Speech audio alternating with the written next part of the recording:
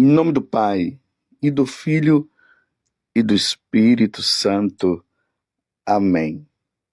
Naquele tempo, Jesus foi à região de Cesareia de Filipe e ali perguntou aos seus discípulos: quem dizem os homens ser o Filho do Homem? Eles responderam: alguns dizem que é João Batista, outros que é Elias, outros ainda que é Jeremias ou algum dos profetas. Então Jesus lhes perguntou: e vós, quem dizeis que eu sou? Simão Pedro respondeu: tu és o Messias, o Filho do Deus vivo. Respondendo, Jesus lhe disse: feliz és tu, Simão, filho de Jonas, porque não foi um ser humano que te revelou isso, mas o meu Pai que está no céu. Por isso eu te digo que tu és Pedro, e sobre esta pedra construirei a minha igreja, e o poder do inferno nunca poderá vencê-la. Eu te darei as chaves do reino dos céus. Tudo que tu ligares na terra será ligado nos céus. Tudo o que tu desligares na terra será desligado nos céus. Palavra da salvação. Glória a vós, Senhor. Meus irmãos e minhas irmãs, com esta passagem do Evangelho de hoje, que está em Mateus, capítulo 16, do versículo 13 até o 19, com muita alegria. Eu quero dizer para vocês que hoje a Igreja Católica está celebrando a solenidade de São Pedro e São Paulo. São Pedro e São Paulo, que são as colunas da Igreja Católica. Ali os dois, Pedro e Paulo. Paulo, o apóstolo dos gentios. Imagine Paulo que foi ali desmembrando, passando de lugares em lugares, anunciando o evangelho do Senhor e chegando à conclusão de que ele precisava chegar aos gentios.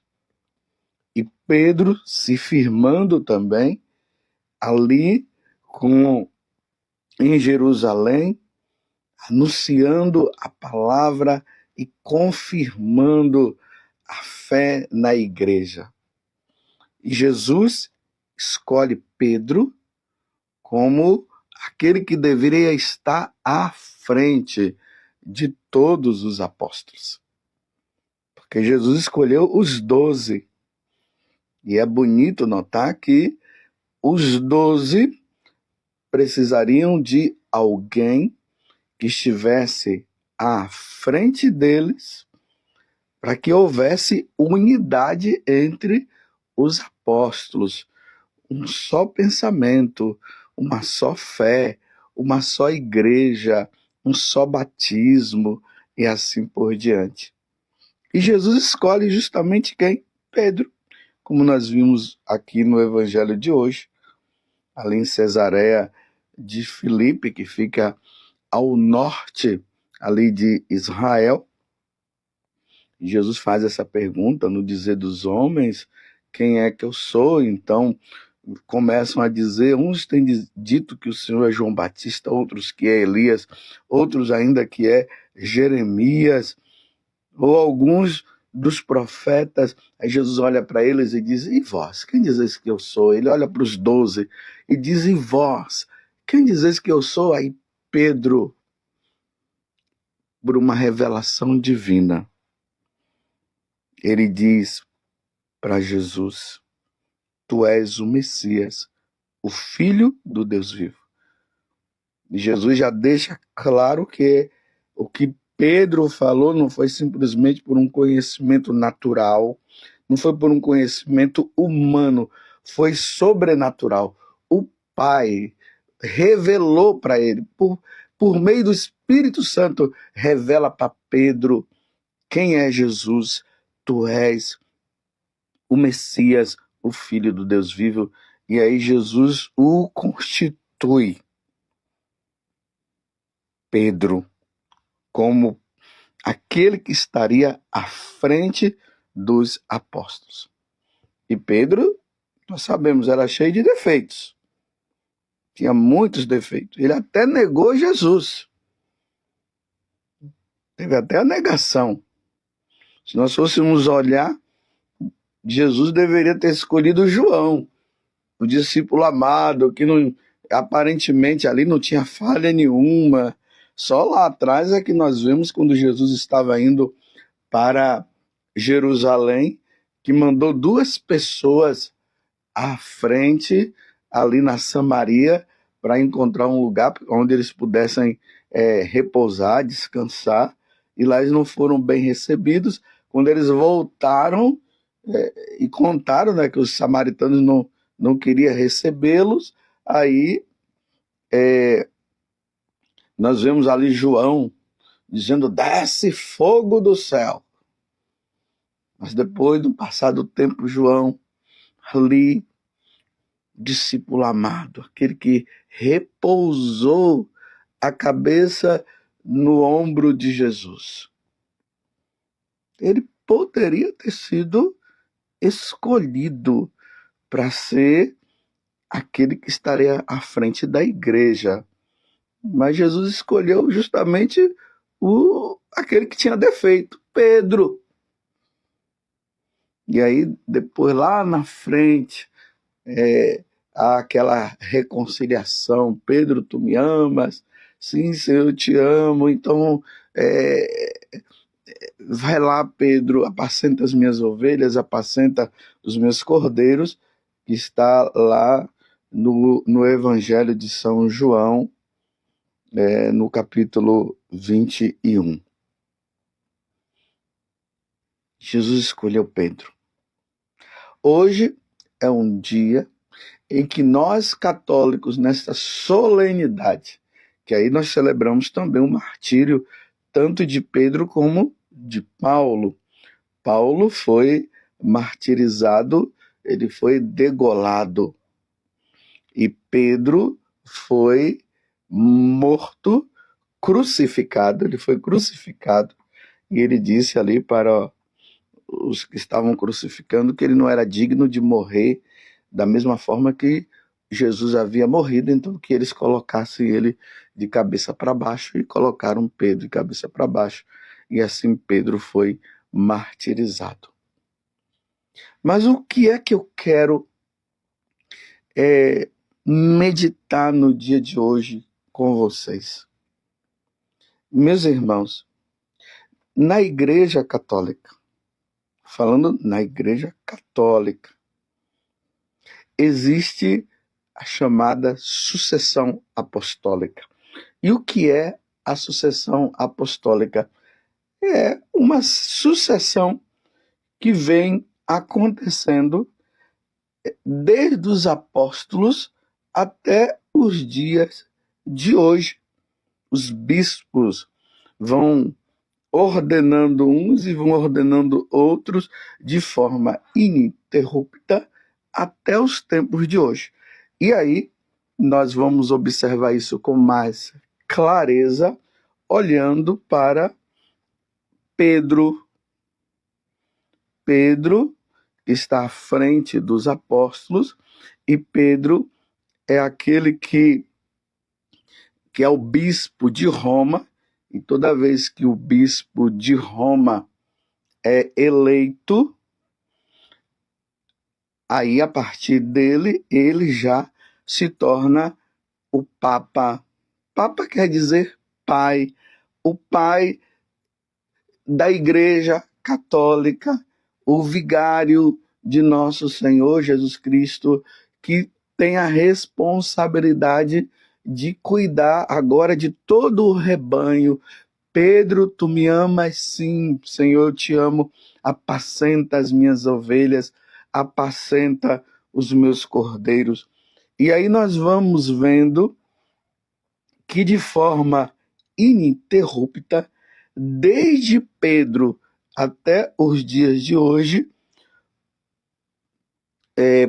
houve esta sucessão, que são 266 papas, que é Pedro, 266.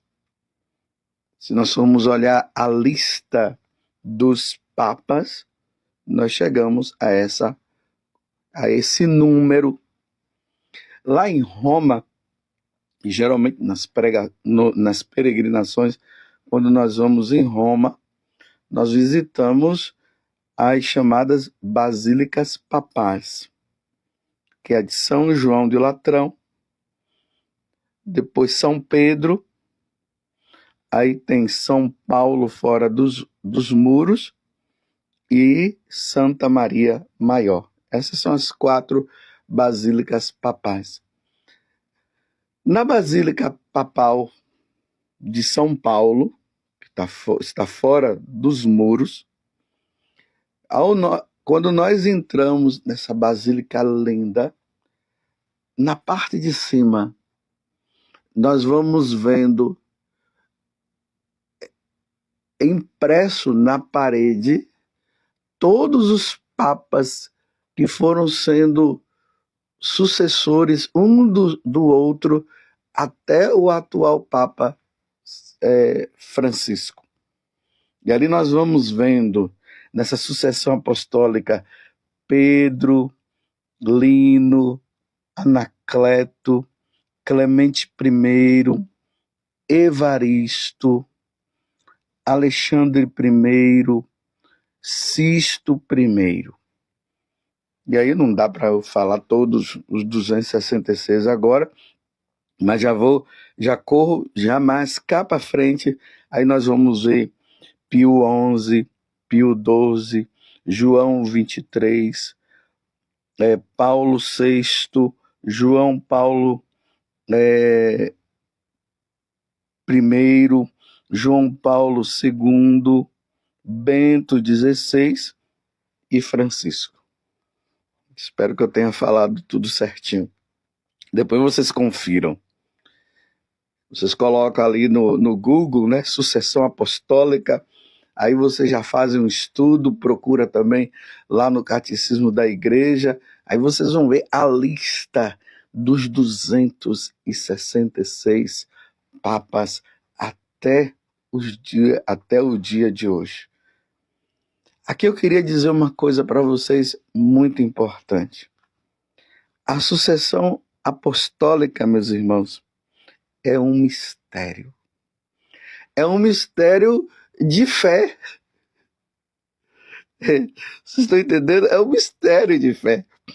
Quando nós entramos lá na Basílica de São Paulo, fora dos muros, e nós vamos olhando assim todos os papas que tiveram no decorrer de toda a história da igreja, se nós pegássemos ali um livro que contasse a história de todos os papas, nós iríamos colocar a mão na cabeça e dizer assim: meu Deus do céu, será que aquele dali foi papa mesmo? Será que ele foi devidamente escolhido? Será que não foi um erro?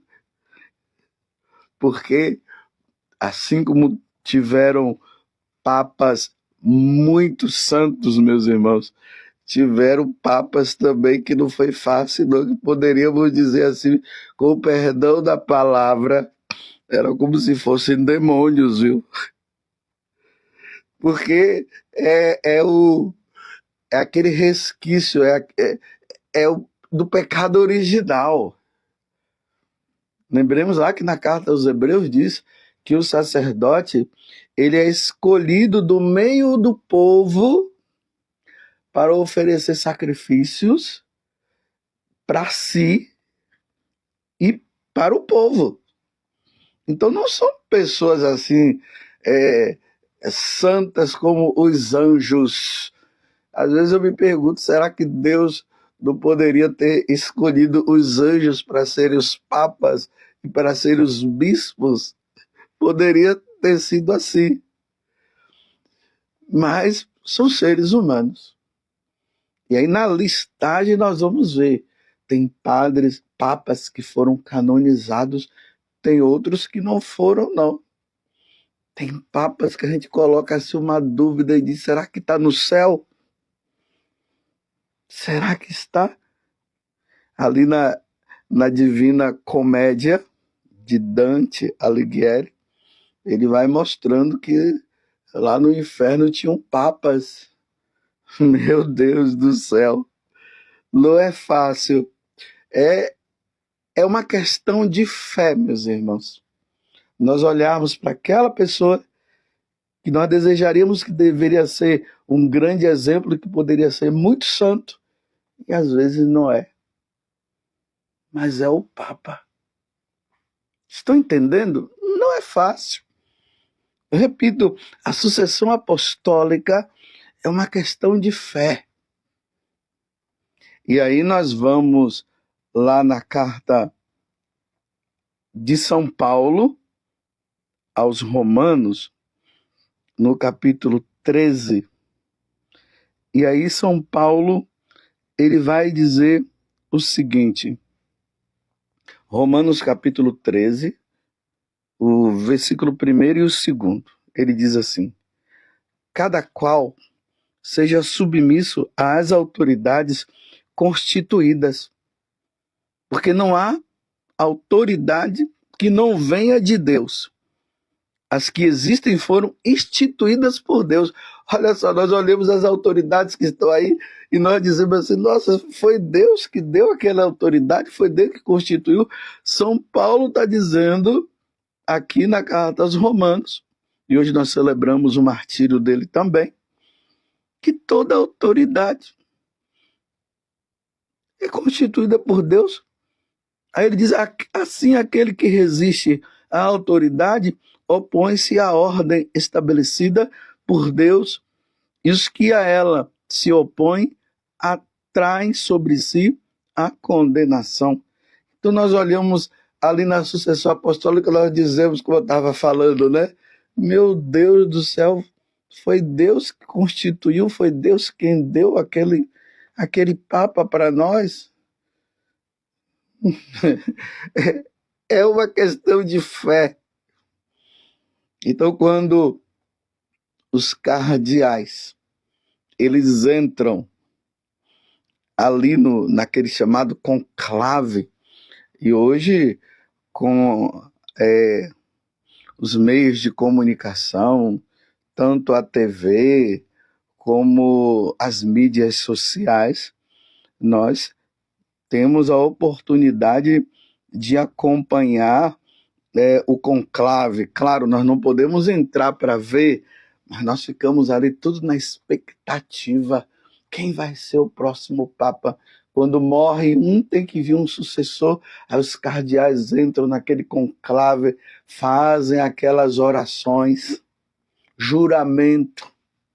Olha que responsabilidade. Fazem o juramento, rezam.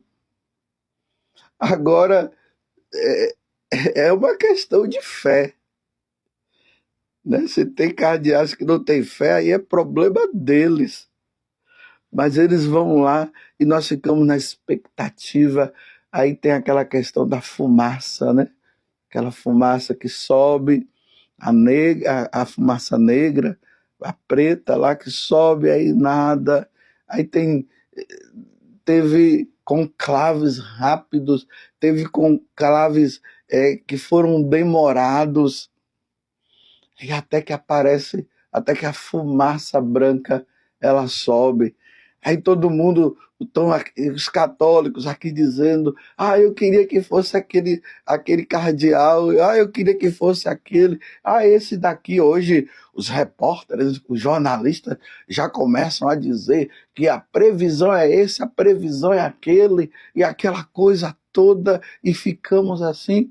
Aí de repente quando aparece aquele homem lá com aquelas vestes brancas, alguns ficam decepcionados e outros não. E nós temos que crer, nós temos que acreditar que aqueles cardeais que estavam lá reclusos pela ação do Espírito Santo, foi escolhido aquele dali. Estão entendendo? Eu vou dar um exemplo para vocês. Ninguém escolhe o pai. Ninguém escolhe a mãe. Deus escolhe o pai. Deus escolhe a nossa mãe. Mas pode ser que aquele filho diga: eu não quero, eu não aceito que esse pai seja o meu pai, porque ele é um beberrão, ele é um adúltero. Quantas vezes eu já ouvi filhos que ali, tanto no confessionário ou no momento de atendimento, eles falam: eu não aceito esse pai que eu tenho, porque ele é um adúltero, porque ele é um beberrão, porque ele é isso e porque ele é aquilo.